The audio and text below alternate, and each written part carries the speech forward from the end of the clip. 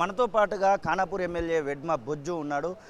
ఎట్లా అనిపిస్తుంది తెలంగాణ తల్లి విగ్రహాన్ని సెక్రటరేట్ నడి గుమ్మం మధ్యలో ఇప్పుడైతే భూమి పూజ చేయడం జరిగింది, దానికి సంబంధించినటువంటి విషయంలో ఏమనిపిస్తుంది మీకు? చాలా సంతోషం. మరి ఈ 10 సంవత్సరాలు తెలంగాణ తల్లి విగ్రహాన్ని ఇక్కడ ఏర్పాటు చేయలేకపోయారు.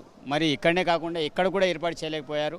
మరి గౌరవ ముఖ్యమంత్రి రేవంత్ రెడ్డి గారు మరి జూన్ 2 నాడే వాళ్ళు ప్రకటించడం అనేది జరిగింది. తప్పకుండా తెలంగాణ తల్లి విగ్రహాన్ని తప్పకుండా ఏర్పాటు చేస్తామని అన్నారు, మాట ఇచ్చారు. అదే ఇచ్చిన మాట ప్రకారం ఈరోజు మరి వేద పండితుల ఆధ్వర్యంలో మరి మంత్రుల ఆధ్వర్యంలో మరి ఈరోజు సెక్రటరేట్ ముందర ఒక తల్లి యొక్క విగ్రహాన్ని ప్రతిష్టాపన కోసం భూమి పూజ చేయడం అనేది జరిగింది.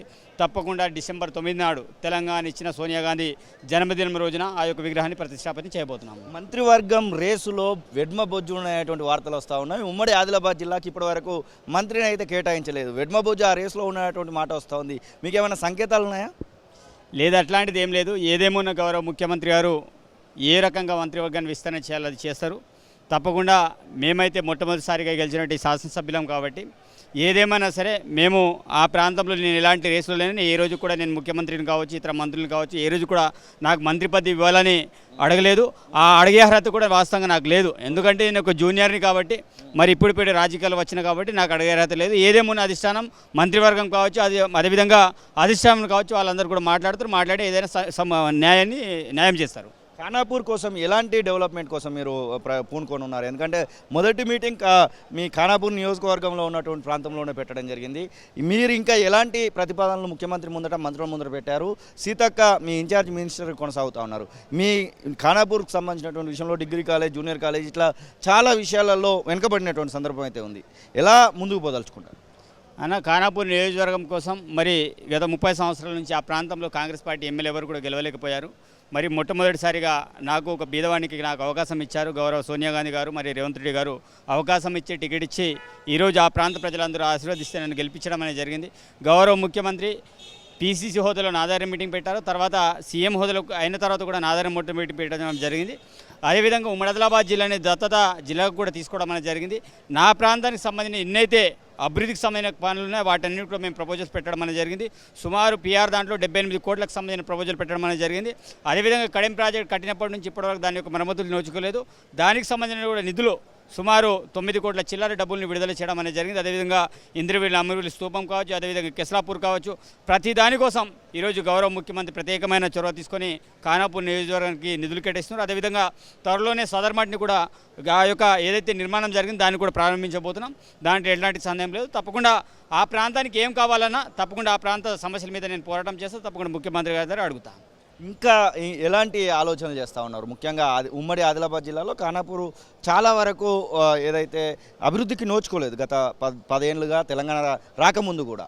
ఇంకేమైనా ఆలోచనలు చేస్తూ ఉన్నారు? ముఖ్యంగా రిజర్వాయర్లకు సంబంధించి నీటిపారుదలకు సంబంధించినటువంటి విషయం ముఖ్యంగా ఖానాపూర్ నియోజకవర్గానికి వచ్చినట్లయితే కవ్వాల్ టైగర్ జోన్ ఉంది. దానివల్ల చాలా రోడ్లు కానీ ఇతర పనులు కానీ జరగకుండా చాలా సమస్యలు ఉన్నాయి.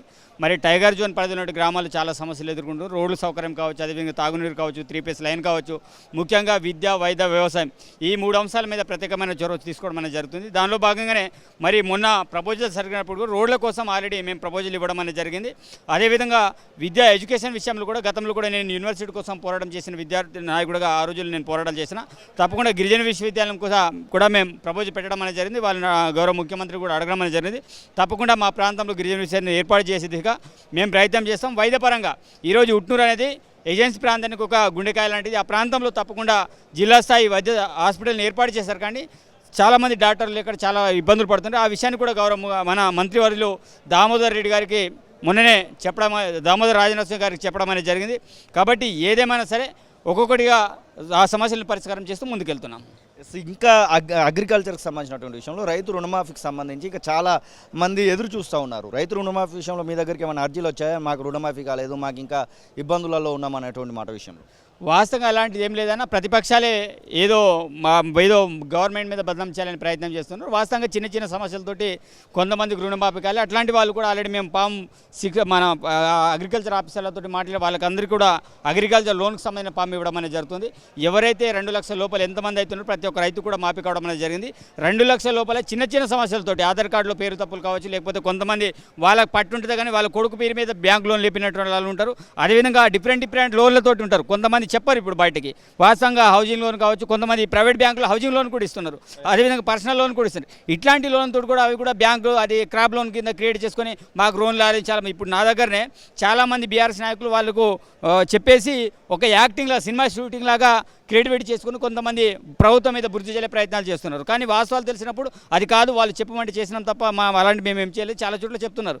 కాబట్టి రుణమాఫీ ప్రతి ఒక్కరికి అవుతుంది. ఇంకేమైనా డౌట్ ఉంటే వాళ్ళందరూ కూడా తప్పకుండా మమ్మల్ని సంప్రదించవచ్చు, లేకపోతే వ్యవసాయ అధికారులను కూడా సంప్రదించవచ్చు. అసలైన తొలి వెలుగు. ఫాలో వాట్సాప్ @తొలి వెలుగు official.